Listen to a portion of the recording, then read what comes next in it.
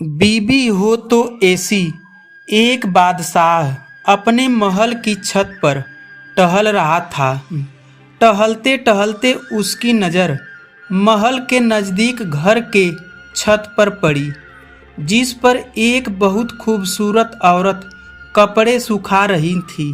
बादशाह ने अपने सैनिक को बुलाकर पूछा, किसकी बीबी है यह? सैनिक ने कहा, बादशाह सलामत, यह आपके गुलाम फिरोज की बीबी है। बादशाह नीचे उतरा। बादशाह पर उस औरत के हुस्नो जमाल का सहरसा छा गया था। बादशाह दिन रात उसी औरत के बारे में सोचने लगे। फिर उसने फिरोज को बुलाया। फिरोज हाजिर हुआ तो बादशाह ने उससे कहा कि हमारा एक काम है। हमारा यह खत फल आम मुल्क के बादशाह को दिखाओ और इसका जवाब भी उनसे ले आना। फिरोज उस खत को लेकर घर वापस आ गया और खत को अपने तकिए के नीचे रख दिया। सफ़र का सामान तैयार किया, रात घर में गुजारी और सुबह अपने मंजिल पर रवाना हो गया। इसके बाद से बादशाह ने उसके साथ क्या चाल चली है। इधर जैसे ही फिरोज नज़र से ओझल हुआ, बादशाह चुपके से फिरोज के घर पहुंचा और आहिस्ता से फिरोज के घर का दरवाज़ा खटखटाया। फिरोज की बीबी ने कहा, कौन है? बादशाह ने कहा, मैं बादशाह हूँ, तुम्हारे शौहर का मालिक। तो उसने दरवाज़ा खोला। बादशाह अंदर आकर बैठ गया। फिरोज की बीबी ने हैरान होकर कहा, आज बादशाह का सलामत यहाँ हमारे गरीब खाने में? बादशाह ने कहा, मैं यहाँ मेहमान बनकर आया हूँ। फिरोज की बीबी ने बादशाह का मतलब समझकर कहा, मैं अल्लाह की पनाह चाहती हूँ आपके इस तरह आने से, जिसमें मुझे कोई खैर नज़र नहीं आ रही है। बादशाह ने गुस्से में कहा, ए लड़की, क्या कर रही हो तुम? शायद तुमने मुझे पहचाना नहीं। मैं बादशाह हूँ, तुम्हारे शौहर का मालिक।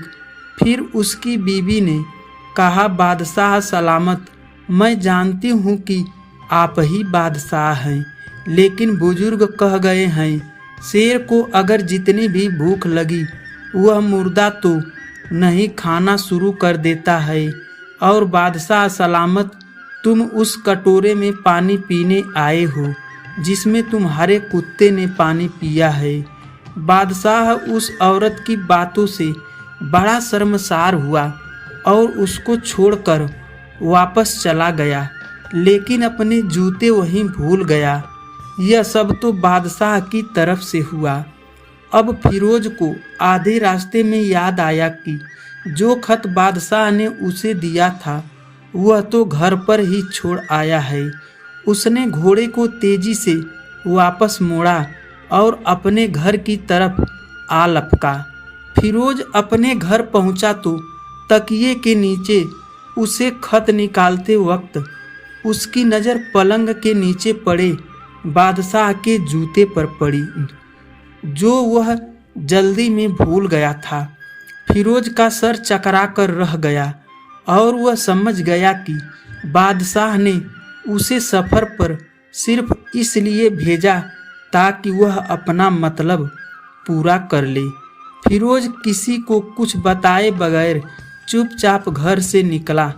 खत लेकर वह चल पड़ा और काम खत्म करने के बाद बादशाह के पास वापस आया तो बादशाह ने उसे इनाम के तौर पर 100 दिनार दिए।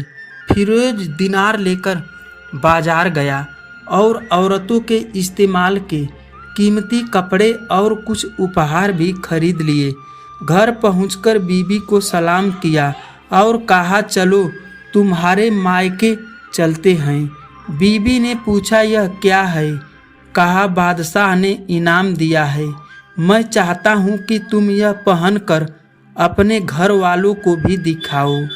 बीबी, जैसे आप चाहें। बीबी तैयार हुई और अपने मायके के घर अपने शहर के शौहर के साथ रवाना हुई।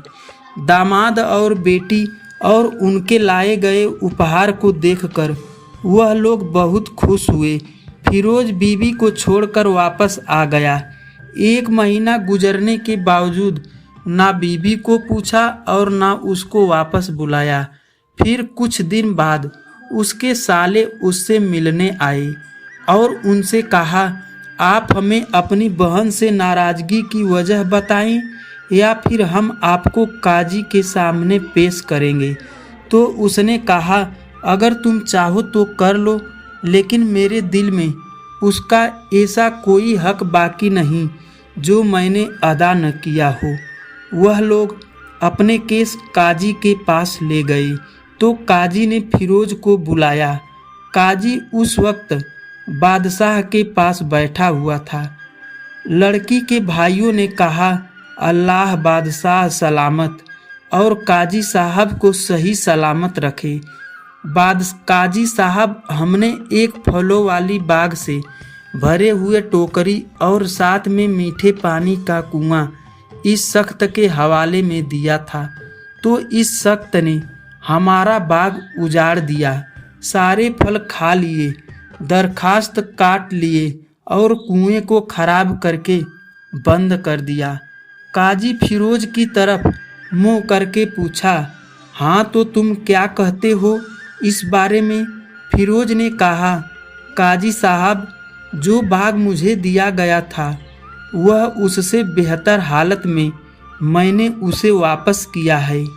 काजी ने पूछा, क्या इसने बाग तुम्हारे हवाले सही हालत में वापस किया है जैसे पहले था? उन्होंने कहा, हाँ वैसे ही हालत में वापस किया है, लेकिन हम उनसे बाग वापस करने की वजह जानना चाहते हैं। काजी ने कहा, हाँ फिरोज, तुम इस बाग के बारे में क्या कहना चाहते हो?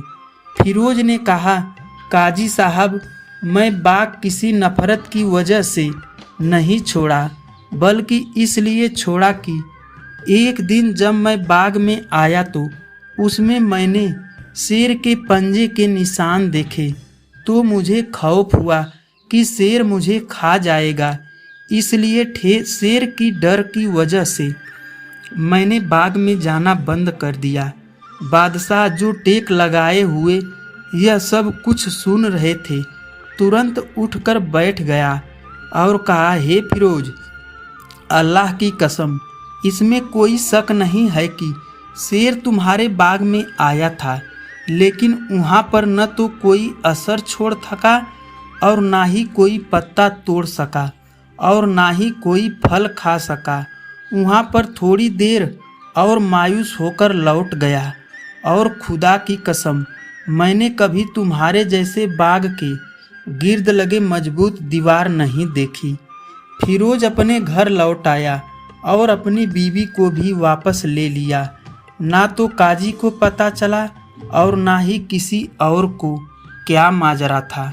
क्या खूब बेहतर है अपने राज को छुपाना कि लोगों को पता ना चले, अपने घरों के भेद किसी पर जाहिर ना होने दे।